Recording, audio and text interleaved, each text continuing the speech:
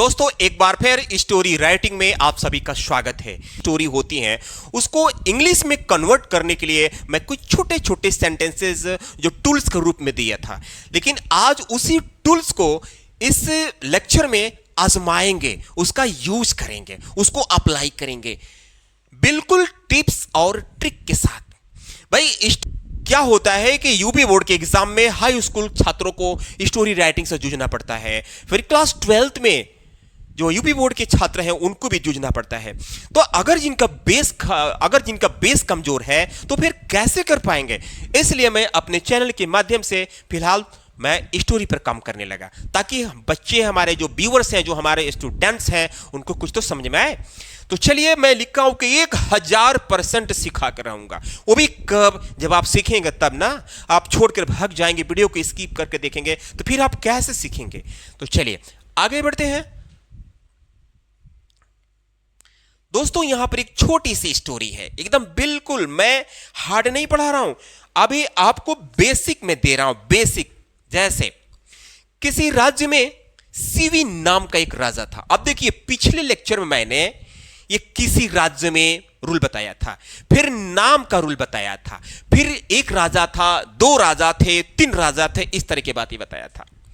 तो अगर मान लीजिए कि इस तरह के सेंटेंस की स्टार्टिंग होती है स्टोरी में, तो किसी राज्य की मीनिंग कैसे लिखोगे, सीवी नाम का मीनिंग कैसे लिखोगे, एक राजा था कि अंग्रेजी क्या बनाओगे, बहुत ईमानदार तथा दयालु था कि अंग्रेजी क्या बनाओगे, ये सारी चीज हम बताने वाले हैं। तो चलिए लिखा है बेटा कि किसी देश में, अब देखिए, या किसी राज्य में, तो इस तरह की जब सेंटेंस है तो पहले मे की मीनिंग लिखो इन।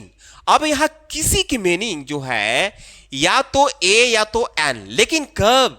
ये जो बीच वाला जो नाउन है, अगर इसका फर्स्ट लेटर वावल्स होगा तो यहां इन के बाद एन लिखना पड़ेगा। अगर यहां पर फर्स्ट लेटर वावल्स एन लिखना पड़ेगा, अगर कॉन्सोनेंट होगा तो ए लिखना पड़ेगा। तो राज्य की मीनिंग होता है किंगडम, इसलिए लिखना पड़ेगा अ राज्य की मीनिंग किंगडम। ठीक, इन अ किंगडम इसका मतलब हो गया किसी राज्य में।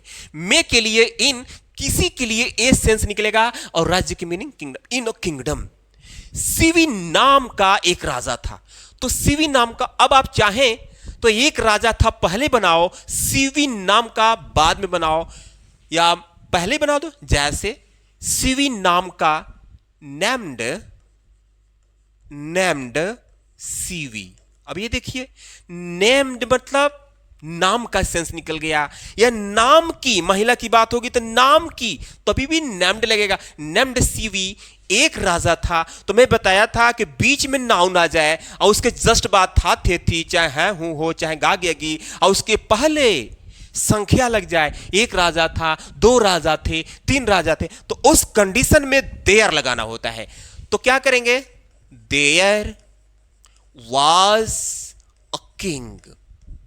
There was king. क्या बोला है कि in a kingdom named Sivi there was king.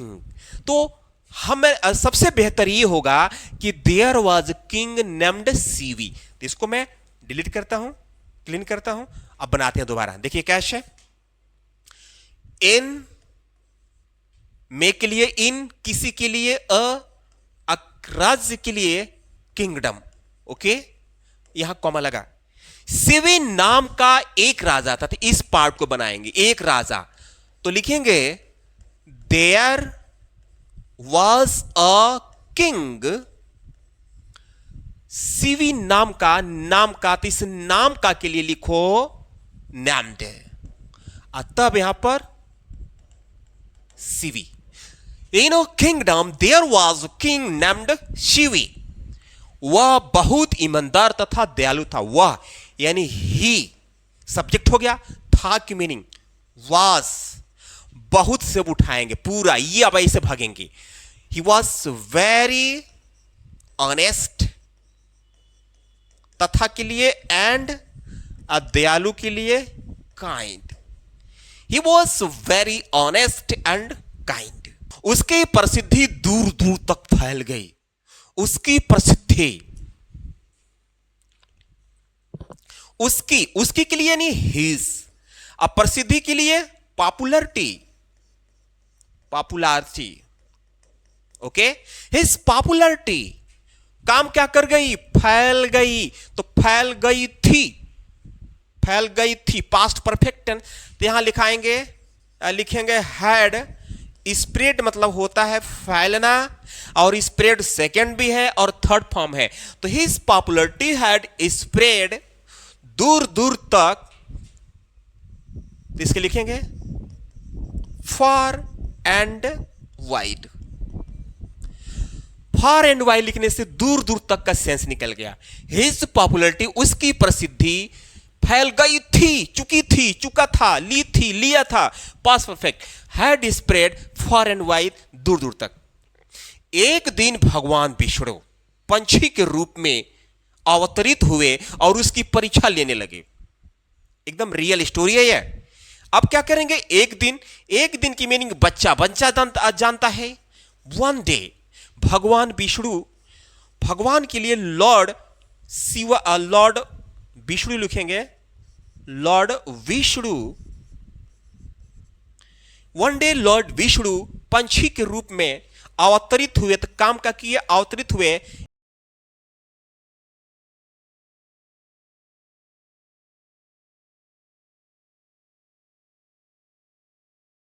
दिन वन डे भगवान विष्णु, लॉर्ड विष्णु पंछी के रूप में अवतरित हुए, तो पहले काम अवतरित हुए तो मैं लिखा, तब के रूप में एज अ बर्ड, एज लिखने से के रूप का सेंस निकल जाएगा, या ऐसे लिख दो in a form of bird, in a form of bird, ठीक है।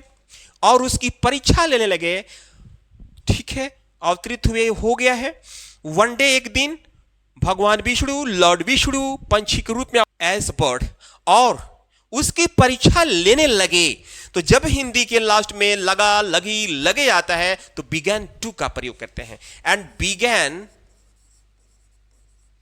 टू, परीक्षा यानी टेस्ट, उसकी यानी him, began to taste him.